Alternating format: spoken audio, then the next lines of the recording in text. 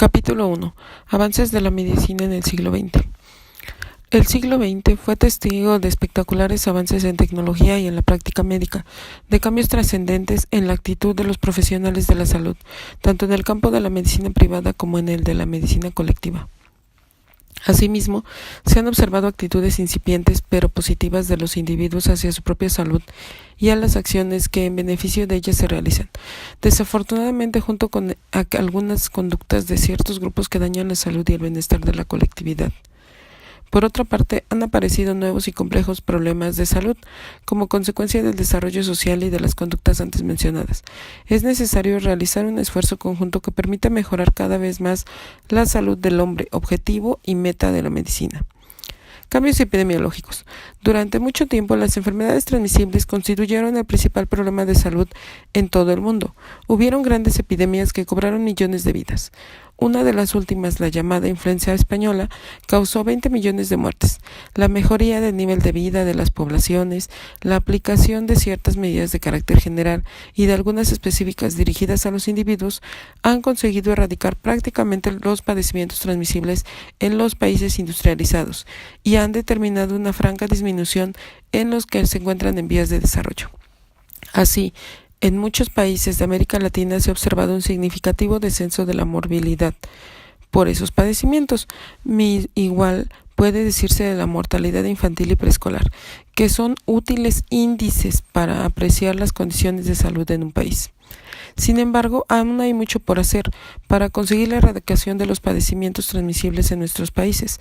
El esfuerzo debe continuar y en él deben participar los médicos en su labor privada y en la población general, colaborando con las instituciones que tienen a su cargo la salud de la población.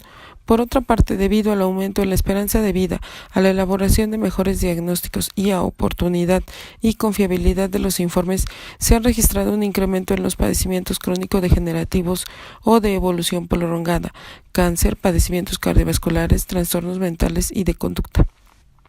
A dicho incremento han contribuido también ciertas condiciones ambientales, económicas y sociales, aumento de la población, urbanización e industrialización, migración del campo de la ciudad, etc.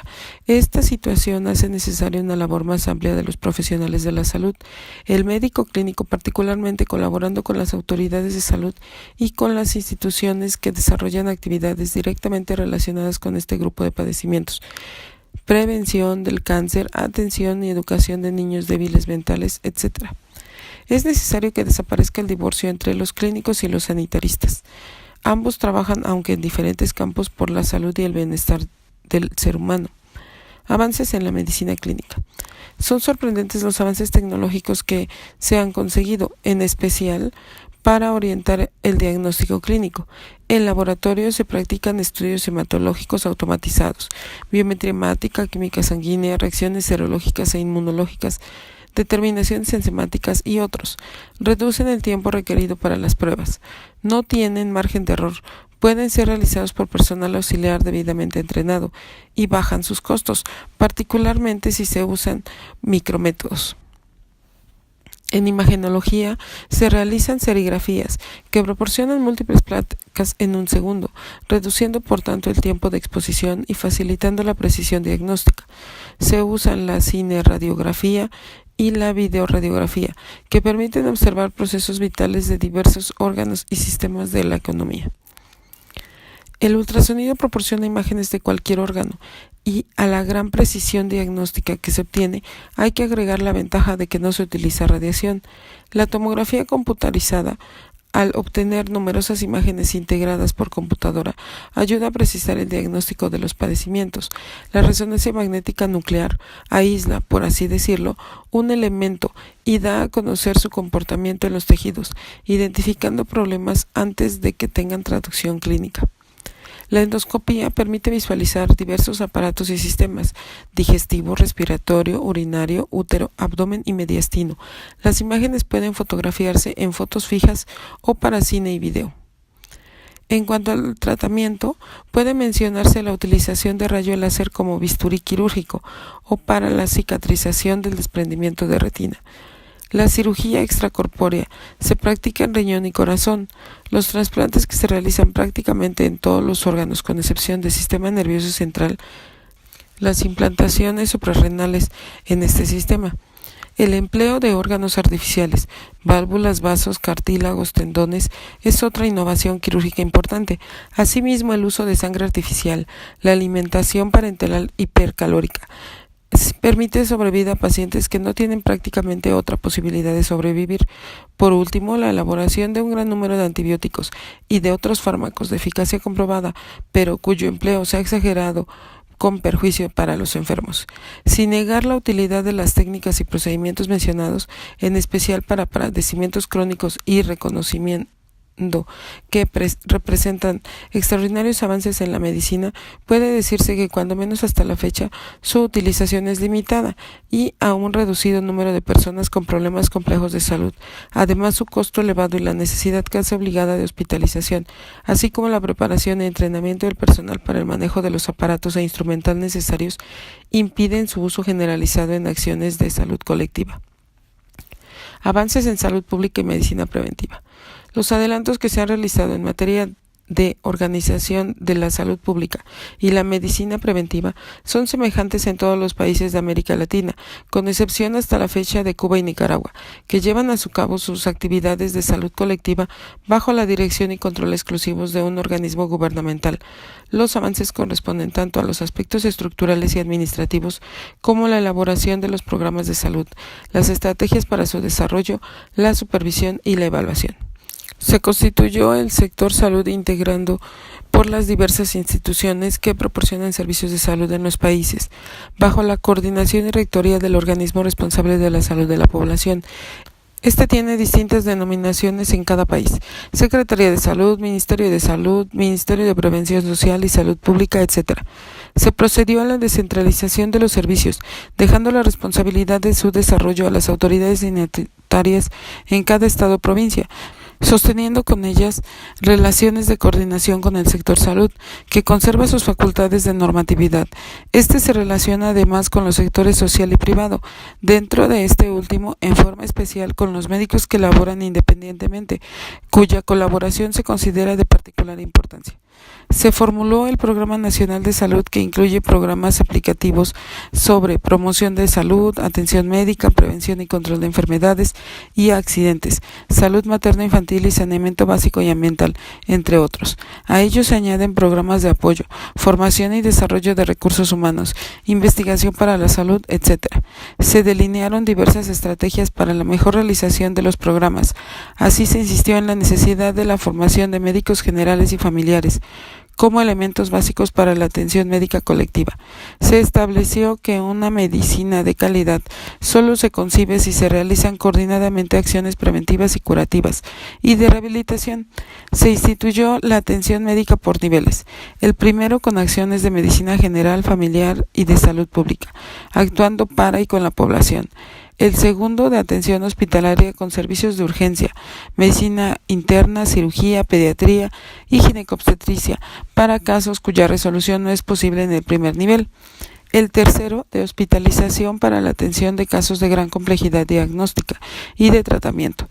Este último de atención trae implícita la jerarquización, la regionalización de los servicios y la estrecha coordinación técnico-administrativa entre ellos. Se aplicó y se sigue aplicando la estrategia denominada Atención Primaria de la Salud, preconizada por la Organización Mundial de la Salud en Alma-Ata, Rusia, en 1977, y se considera como la estrategia básica para el cumplimiento de la meta señalada por la propia organización, Salud para Todos, en el año 2000. Todos los países latinoamericanos han puesto en práctica la estrategia mencionada, con algunos resultados según información proporcionada por la Oficina de Salud para Todos. Una estrategia más ha sido aplicada con éxito. Se trata de la participación de la comunidad, que busca fomentar la autorresponsabilidad de los individuos en su propia salud y de promover la colaboración en los programas que se llevan a cabo con este fin. Algunos resultados relevantes para las acciones utilizadas en salud pública y medicina preventiva de los últimos 50 años son los siguientes. La aplicación de las vacunas antipoliomielítica oral tipo Sabin y la vacuna DPT contra difteria, tosferina y tétanos. Más reciente, dicha labor de prevención específica se realiza de acuerdo con el Programa Ampliado de Inmunización, PAI, que estableció la OMS para todos los países miembros, añadiendo a los productos biológicos señalados la vacuna antisarampionosa y la BCG. En el año 1991 se creó el Consejo Nacional de Vacunación, CONAVA, con el propósito de vacunar a todos los niños menores de 5 años en toda la extensión del territorio nacional, con la vacuna BCG, la triple difteria, tosferina y tétanos, la antipoliomielítica y la antisarampionosa, completando así las acciones del Programa Nacional de Inmunizaciones que venía actuando con anterioridad. La meta propuesta para octubre de 1992 se cumplió, alcanzándose coberturas promedio de vacunación del 95% en la población mencionada. Se ha continuado asimismo la realización de las estrategias mencionadas dentro de los días nacionales de vacunación y semanas nacionales de salud, en las que además de las acciones de vacunación se administran antiparásitos y dosis, microdosis, de vitamina A, y se distribuyen sobres de rehidratación oral, cuyos resultados han sido satisfactorios, despertando el interés y la participación activa de la comunidad. Dichas estrategias han sido dirigidas particularmente al control de la poliomielitis y el sarampión y han ocasionado una sensible disminución de tales padecimientos. Es importante el descenso de la mortalidad por diarreas mediante el empleo oportuno de la rehidratación oral con soluciones de sales minerales en proporciones adecuadas. Este sencillo procedimiento ha sido muy bien aceptado por la población. Deben mencionarse los programas de detección de cáncer cervicuterino y mamario, de hipertensión arterial y de otros padecimientos cardiovasculares, de diabetes, etc. Todas estas acciones han requerido una constante labor de información y educación, no solamente mediante la entrevista personal, sino particularmente por los grandes canales de comunicación, prensa, radio y televisión. Es estimulante y alentador el cambio de actitud que, aunque lento, se va observando en la población respecto a la salud. En este cambio tiene un papel muy importante y trascendente la mujer, la madre de familia. Ahora la población exige más información, se preocupa no solamente por recuperar su salud y la de los suyos cuando enfermen, sino por conservarla y mejorarla. Acepta con facilidad las vacunaciones para sus hijos. Así se demostró en las campañas de los días nacionales de vacunación, participando no solamente como receptora de la medida de salud, sino como promotora de la misma. Reconoce la importancia de vigilar su salud y en especial la de los niños, proporcionándoles dentro de sus posibilidades una alimentación higiénica y adecuada. Ha aprendido a proporcionar a los niños que sufren trastornos diarreicos las soluciones rehidratantes que salvan su vida y evita dietas de hambre a las que antes los sujetaba. Sabe de la utilidad de acudir prontamente al médico ante una situación de enfermedad, consciente de que la oportunidad del tratamiento facilita la curación. Ya conoce por experiencia los beneficios que reporta la atención prenatal, del parto y del puerperio, y la vigilancia periódica de la salud de los niños. Ha experimentado la tranquilidad que proporciona saber que se encuentra en buenas condiciones de salud mediante un examen médico periódico y los exámenes necesarios de laboratorio. Y todo ello lo conoce y lo practica como resultado de una labor educativa constante del médico y de la enfermera en su trabajo institucional o privado. En cuanto al personal de salud, sin pretender hacer generalizaciones que serían injustas y equivocadas, puede decirse que ha modificado su actitud hacia la medicina preventiva y la salud pública, aunque todavía no al grado que fuera de desearse. Sin embargo, comprende que en el trabajo particular ha de practicar una medicina de la más alta calidad, que su labor personal es parte de la salud colectiva y que ha de convertirse en promotor y colaborador de las actividades que llevan a cabo las autoridades de salud.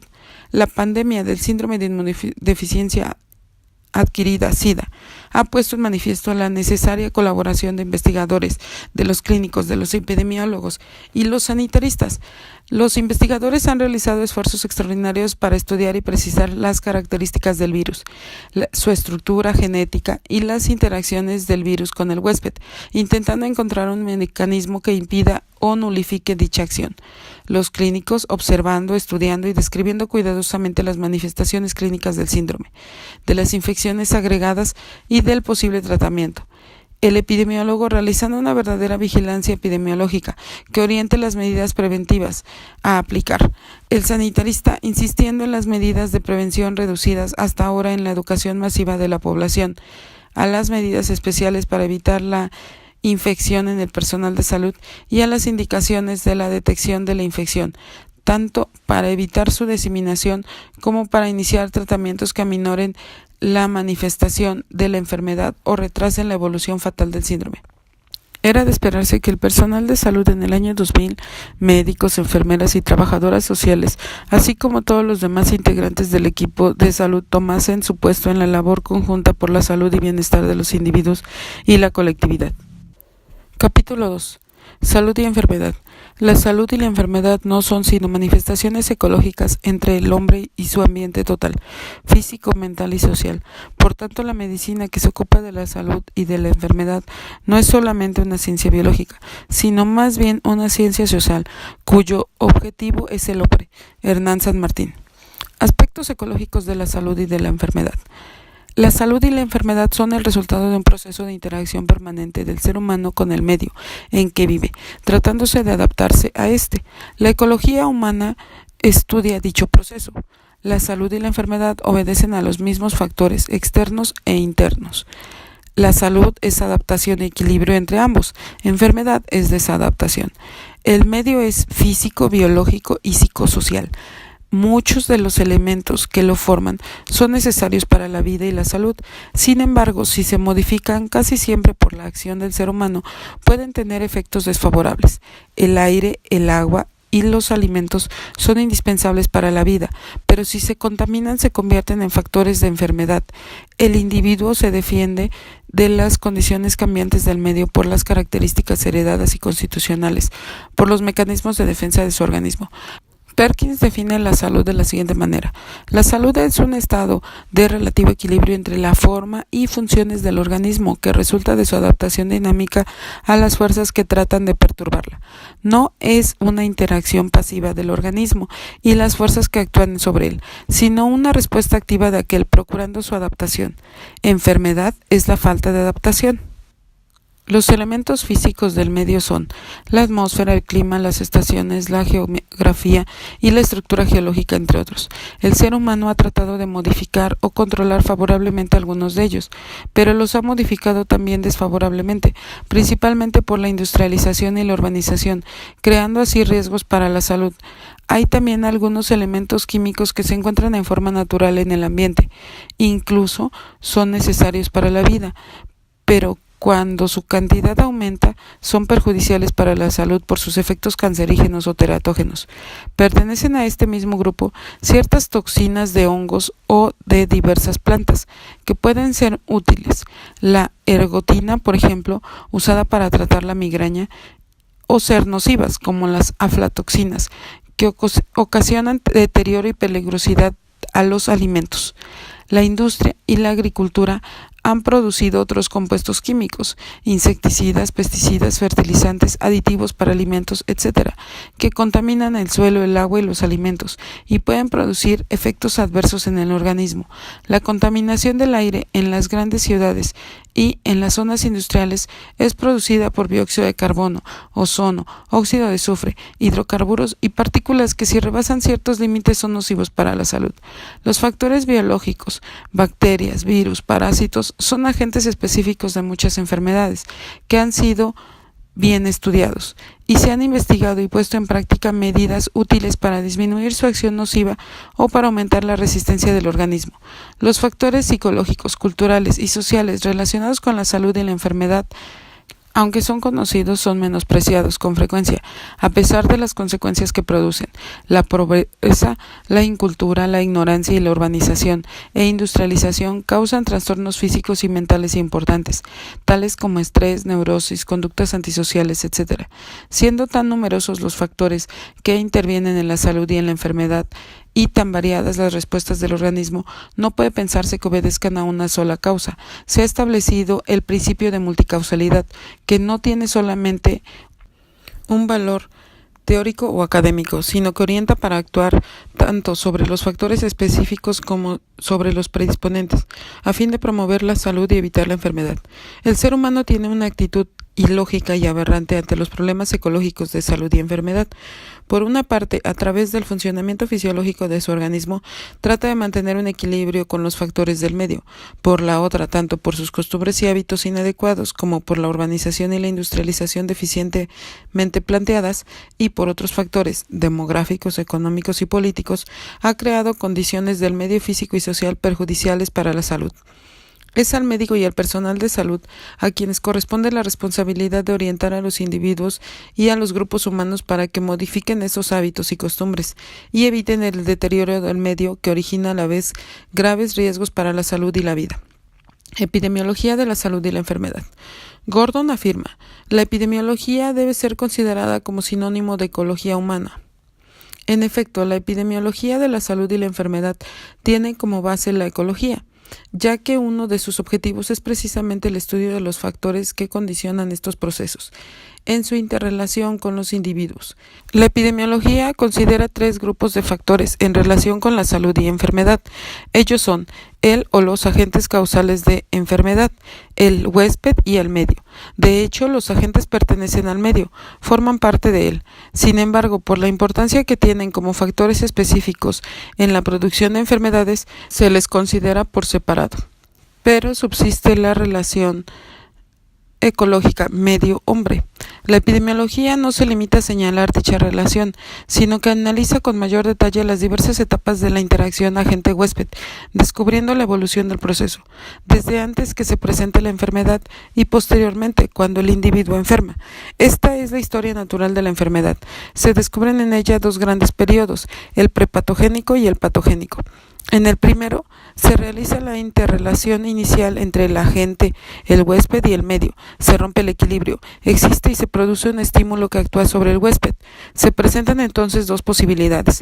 El agente es destruido por las defensas inespecíficas del huésped y no hay enfermedad, o se implanta o deposita en el organismo, originando reacciones especiales del huésped todavía no identificables por estar bajo del horizonte clínico. Esta es la etapa de patogénesis temprana, que se conoce como periodo de incubación en las enfermedades transmisibles o periodo de incremento o acumulación en las enfermedades no transmisibles. En el segundo periodo, el patogénico, los cambios tisulares y las reacciones del organismo continúan hasta hacerse aparentes con los signos y síntomas propios de la enfermedad. La evolución posterior es hacia la curación por efecto de las defensas específicas del huésped o hacia la cronicidad, incapacidad o muerte, dependiendo de la oportunidad, eficacia o ineficacia del tratamiento preventivo o curativo instituido. La utilidad de conocer la historia natural de la enfermedad es que permite precisar el momento oportuno para la aplicación de las medidas preventivas o curativas indicadas. Asimismo, durante el periodo prepatogénico, el momento de la promoción de la salud mediante la educación y la realización de diversas acciones que mejoren el nivel de vida de la población.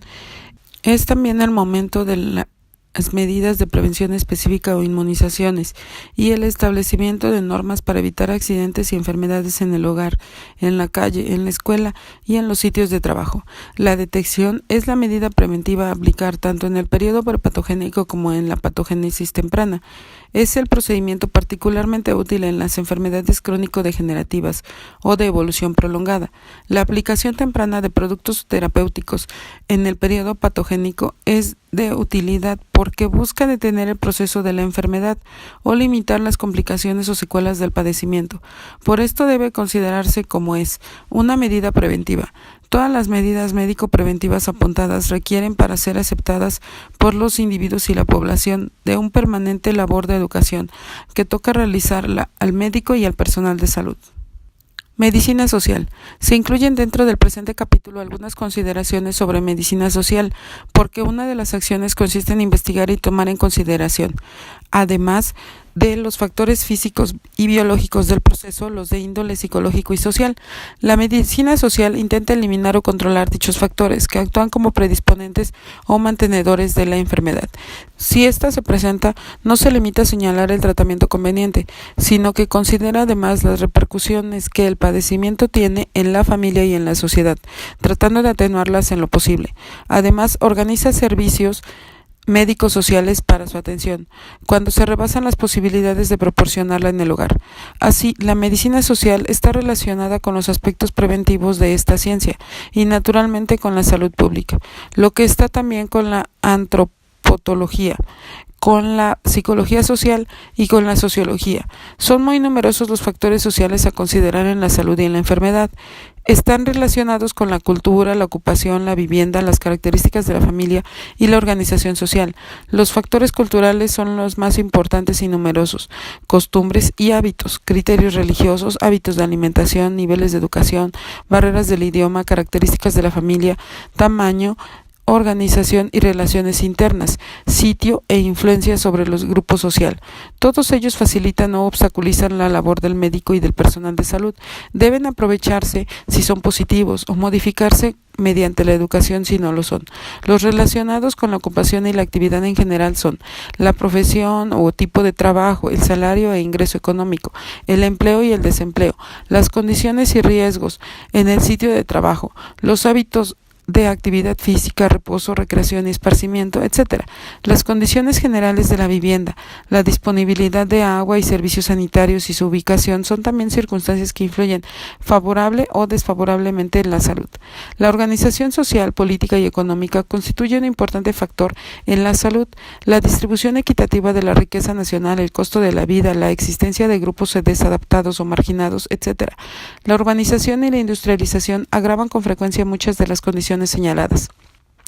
Habría que agregar por qué también influyen sobre el grupo las condiciones del medio ambiente, natural o modificado por el ser humano, que inciden en la salud y la enfermedad del grupo.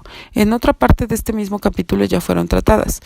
Algunos añaden ciertos factores hereditarios de los individuos, la susceptibilidad grupal y la tendencia a defectos relacionados con la herencia, aunque menos frecuentes que los otros factores, deben tomarse en consideración.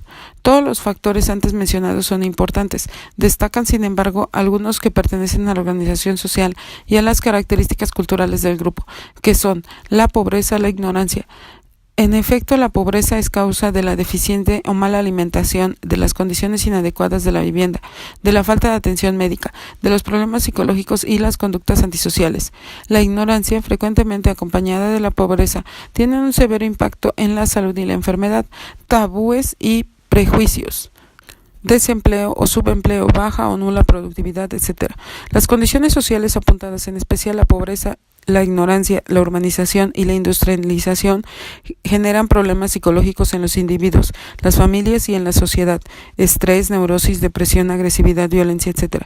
Ciertamente el médico y el personal de salud no pueden eliminar o controlar muchos de los factores señalados, pero siempre tendrán la posibilidad de enfocar su acción educativa y preventiva hacia aquellos aspectos sociales que influyen negativamente en la salud y bienestar de la familia y de la sociedad. Así, por ejemplo, pueden insistir en la práctica de las medidas de higiene personal, en la modificación de hábitos alimenticios, proponer medidas económicas sencillas y prácticas para mejorar las condiciones de la vivienda, indicar determinadas precauciones para evitar riesgos en el hogar, mejorar las relaciones familiares, promover la utilización de medios de protección contra accidentes en el trabajo, contribuir así a la disminución o eliminación de la contaminación del aire, del sueño, del agua y de los alimentos. Deben conocer y dar a conocer las organizaciones públicas o privadas que tienen servicios médicos y sociales que abordan, resuelven y minimizan los diversos problemas de salud, despertar el interés de las dichas organizaciones y promover su acción en beneficio de la población. La medicina social considera también las repercusiones físicas, psicológicas y económicas que toda enfermedad ocasiona en las familias y en la sociedad. La necesidad de hospitalización, de un tratamiento quirúrgico, la presencia del hogar de un enfermo crónico, de un inválido o débil mental, son situaciones que provocan reacciones diversas en el grupo familiar. El médico las conoce bien y por ello no se limita a tratar al paciente, sino que intenta apoyar a la familia, ayudándola a afrontar el problema y orientándola para la utilización oportuna de los servicios médicos sociales, oficiales o privados que existen en la localidad, pero la enfermedad repercute también en mayor o menor grado en la sociedad. Así acontece con la presencia de una epidemia o de un padecimiento no transmitible cuya frecuencia aumenta o que está ocasionando mortalidad elevada. A lo anterior se agrega la necesidad de establecer o aumentar el número de servicios para la asistencia médica y social de la población. Enfermedades sociales. Hay algunos padecimientos cuya repercusión social es muy severa. Se les conoce como enfermedades sociales. La desnutrición, el tabaquismo, el alcoholismo, la drogadicción y en los últimos años el síndrome de inmunodeficiencia adquirida, SIDA, pueden citarse como ejemplos. Las enfermedades sociales tienen características especiales. Su incidencia y prevalencia son muy elevadas. Atacan a grupos particulares de la población. Tienen carácter crónico. Su letalidad y mortalidad son muy altas. Determinan incapacidad. Si se trata de padecimientos transmisibles, su diseminación es fácil. Se reconocen en ella una clara etiología social. El SIDA tiene todas las características apuntadas. Se sabe que la pandemia apareció en 1980. De los primeros casos en 1981 al 28 de febrero de 1990 se comunicaron en la Organización Mundial de la Salud 222.740 casos. En México se reportaron los primeros casos en la década de 1980. En diciembre de 1993 se habían informado a la propia organización 851.628 casos, siendo 339.250 para Estados Unidos, 43.455 para Brasil y 17.387 para México, el resto entre los países de Centro y Sudamérica. En nuestro país, al iniciarse el año de 1990, el número de casos fue de 3.944. Si se tienen en cuenta los casos no diagnosticados y la incipiente o tardía notificación, la OMS estima que el número real de casos en el mundo ascendió a la actualidad a 3 millones. El SIDA ataca a grupos especiales de la población. En un principio se pensó que el padecimiento se limitaba a homosexuales y a usuarios de drogas por vía endovenosa. Ahora se sabe que se presenta en individuos heterosexuales y bisexuales, así como por transfusión sanguínea y por transmisión perinatal. Sigue predominando el número de casos en homosexuales y toxicomaníacos, es decir, en grupos de personas de conductas sexuales y sociales de alto riesgo. Se trata de un padecimiento crónico y hasta la fecha puede afirmarse que es mortal, de necesidad en un plazo aproximado de 5 años. La repercusión del síndrome sobre el estado general y las infecciones agregadas determina incapacidad en los pacientes. Su diseminación se facilita, aparte de las conductas sexuales especiales, por el hecho de que la enfermedad en su etapa de infección es con frecuencia sintomática, solo identificable por pruebas serológicas especiales. En esta etapa es transmisible. En el caso del SIDA hay que agregar 2 circunstancias que agravan la situación. No se dispone hasta el momento de una vacuna que evite la enfermedad y tampoco se tiene un medicamento útil para tratarla. Hay algunos productos que mejoran o curan las infecciones agregadas, pero no tienen acción terapéutica para el síndrome. El SIDA, enfermedad social que constituye una plaga mundial, ha creado una actitud injusta hacia el grupo de homosexuales. Ha determinado también una serie de exageraciones, errores y prejuicios en cuanto a las diferentes vías de transmisión del padecimiento. Ambos hechos han dado lugar a una intensa labor informativa y educativa que señala lo injusto de una conducta de rechazo hacia los enfermos y que precisa además los diferentes mecanismos de contraer la enfermedad y las precauciones para evitarla, tanto para el público en general como para el personal de salud cuyas actividades profesionales representan riesgo. El padecimiento ha movilizado a los investigadores de todos los países en busca de definir las características biológicas del virus, elaborar una vacuna útil y obtener un producto terapéutico eficaz. El SIDA ha demostrado la utilidad en 2 medidas preventivas: la educación y la detección, cuya aplicación es responsabilidad de los médicos, enfermeras y personal de salud en general. A estas medidas ha quedado reducida hasta la fecha la lucha contra este mal.